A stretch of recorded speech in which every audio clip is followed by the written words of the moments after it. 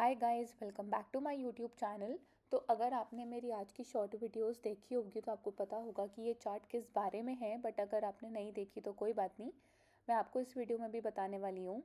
तो as I said earlier कि मेरे को क्या चीज़ें बहुत हेल्प करती है to keep my studies consistent, और मैं कैसे बहुत ट्रैक रखती हूँ अपनी चीज़ों का। So this was the very main important chart जो मेरी लाइब्रेरी में स्टडी टेबल के ऊपर मैंने पेस्ट की हुई है। ठीक है, तो इसमें क्या है, मैंने सारे जितने भी सब्जेक्ट्स हैं ना सब लिखे हुए हैं, like English, history, maths, geography, polity, history, economics, environment, current affairs, static, GK, English, reasoning, like every all the subjects. ऐसा नहीं कि बस जीएस लिख दिया एंड ओवरव्यू वाला, नहीं, इंडिविजुअली सारे सब्जेक्ट्स का नाम मैंने मेंशन करा हुआ है एंड डेट्स डाली हुई है। ठीक है, तो मान लो आज है 19 मार्च, तो मैंने 19 मार्च को जितनी भी चीज़ें पढ़ी है, लाइक मैंने अगर इंग्लिश का कोई PYQ करा, या मैंने रीजनिंग के कुछ क्वेश्चंस करे हैं, या फॉर दैट मैटर मैंने ज्योग्राफी की कोई क्लास देखी थी, तो मैं ना सब्जेक्ट वाइज सब चीज़ों के आगे टिक लगाती रहूँगी कि मैंने अच्छा ठीक है ज्योग्राफी में क्लास देखी है, ओके, तो मैंने आज ज्योग्राफी पढ़ ली है, सो अ टिक ऑन इट। ऐसे करके ना क्या रहता है कि कई बार क्या होता है कि हमारा कुछ सब्जेक्ट है ना बहुत ज़्यादा मिस हो रहा होता है एंड हम उसे शायद रियलाइज़ नहीं कर पाते।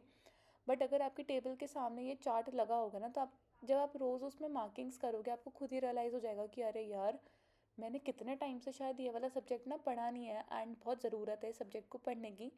तो ठीक है, ये वाला सब्जेक्ट अब पढ़ना स्टार्ट कर देते हैं।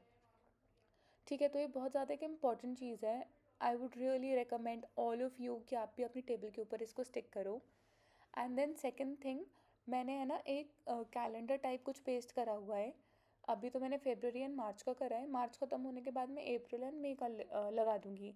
तो जैसे कोई डे ख़त्म हुआ ना, लाइक मान लो मैं 19 मार्च को अपने घर जा रही हूँ लाइब्रेरी से फ्री होके, तो मैं 19 मार्च के आगे एक डॉट लगा दूँगी कि ठीक है 19 मार्च इज़ गॉन। तो इससे क्या रहता है ना, एक आइडिया रहता है कि अच्छा ठीक है, मार्च में बस अब 10 दिन बच रहे हैं, ओके, 2 महीने निकल भी गए एंड 2 महीने में अब क्या है, फेबररी और मार्च मेरे साइड में स्टिक हुआ हुआ है एंड दूसरी तरफ मेरा पूरा प्रोग्रेस चार्ट है। तो अब मुझे ये पता रहेगा कि अच्छा 1.5 महीना ख़त्म हो गया है एंड मेरे इतने इतने टॉपिक्स अभी ख़त्म हुए हैं, मैंने वाले टॉपिक स्किप कर दिए हैं या क्या करा है क्या नहीं करा। तो इससे क्या होता है ना कि कुछ भी चीज़ मिस होने के चांसेस काफ़ी रिड्यूस हो जाते हैं, क्योंकि क्या है कि अगर आप बार बार ही ना, लाइक फॉर दैट मैटर अगर मैं आपको बताऊं कि मैं ना बहुत टाइम तक हिस्ट्री को बहुत ज़्यादा ना ऐसे करती थी कि करूँगी करूँगी, हो जाएगा हो जाएगा, एंड मैं उस पर ध्यान ही नहीं दे पा रही थी। But because of this chart, इस चार्ट ने मुझे इतना हेल्प किया ना कि बार बार ही मेरे दिमाग में ना स्ट्रेस होता था कि यार हिस्ट्री ना करा नहीं है, करना है करना है करना है। एंड यू वोंट बिलीव कि मेरी 11 घंटे की क्लास थी एंशंट हिस्ट्री की, वो कल ख़त्म हो जाएगी and by the end of March मैं मिडीवल हिस्ट्री को भी ख़त्म कर दूँगी। एंड ये चीज़ आप दोनों करके रखोगे ना, तो आप खुद अपनी प्रोग्रेस में इतना ज़्यादा डिफरेंस फील कर पाओगे ना। ये बहुत ज़्यादा आपको ना एक लॉन्ग टर्म गोल और शॉर्ट टर्म गोल अचीव करने में हेल्प करेगा। मुझे तो बहुत ज़्यादा करा है अगर मैं आपको सच बताऊँ तो। एंड उसके बाद तो चीज़ मुझे बहुत ज़्यादा हेल्प करती है, दैट इज़ कि जैसे अब मुझे पता है कि by the end of March मुझे क्या क्या टॉपिक्स को ख़त्म करना ही करना है। तो ना मैं हर मंथ का एक प्लान बना के रखती हूँ। जैसे आज ही मैंने प्लान करा है कि आज 19 मार्च हो गई है, मैक्सिमम 20 मार्च तक मुझे अपना एंशंट हिस्ट्री ख़त्म करना है एंड देन 31 मार्च तक मेरे को अपना मिडीवल हिस्ट्री ख़त्म करना है। ओके, एंड मैंने ज्योग्राफी का लेक्चर देखना दोबारा स्टार्ट करा है, तो वो 9 घंटे का लेक्चर है।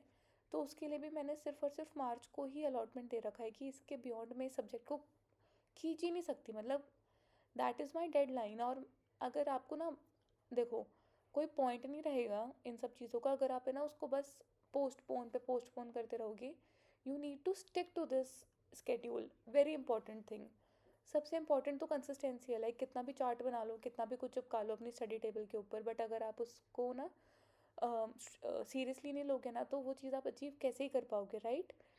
तो मैं अगर आपके साथ अपना प्लान शेयर करूँ तो जैसे मैंने ना फेबररी में ऐसा एक गोल सेट करा था कि मुझे every day every single subject को थोड़ा सा टाइम देना ही देना है, चाहे कम दे पाऊँ चाहे ज़्यादा दे पाऊँ, बट देना ही देना है। एंड पता है धीरे धीरे मुझे रियलाइज़ हुआ कि मैं इंग्लिश, रीजनिंग और साइंस के PYQ के लेक्चर्स इन टोटल तीनों सब्जेक्ट के 55 मिनट्स में कंप्लीट कर देती हूँ। 1 1 घंटे के लेक्चर्स होते हैं, क्यों? क्योंकि मैंने स्पीड पे इतना ज़्यादा वर्क करा है ना अपनी, कि मुझे वो अब है ना अपनी परफॉर्मेंस में भी दिखता है। तो ये चीज़ आपको बहुत हेल्प करेगी, आप एक बारी करके देखना। एंड आज की डेट में ना मैं सारे सब्जेक्ट्स को टाइम दे पाती हूँ एक ही दिन के अंदर। क्यों? क्योंकि मैंने अपना रूटीन वैसा सेट कर लिया है, मैंने अपना प्लान वैसा बनाया है। और अभी जैसे मेरा पॉलिटी बच रहा है, बट पॉलिटी भी मैं 5 अप्रैल तक आई थिंक मैंने अपना टारगेट सेट किया हुआ है, मैं उसको कंप्लीट कर ही लूँगी। एंड क्योंकि मेरे को लिखा हुआ है ना सामने कि कब तक क्या ख़त्म करना है, आप ना वो चीज़ अचीव करने में सक्सेसफुल हो पाते हो। So do try these things out. Bye bye, all the very best.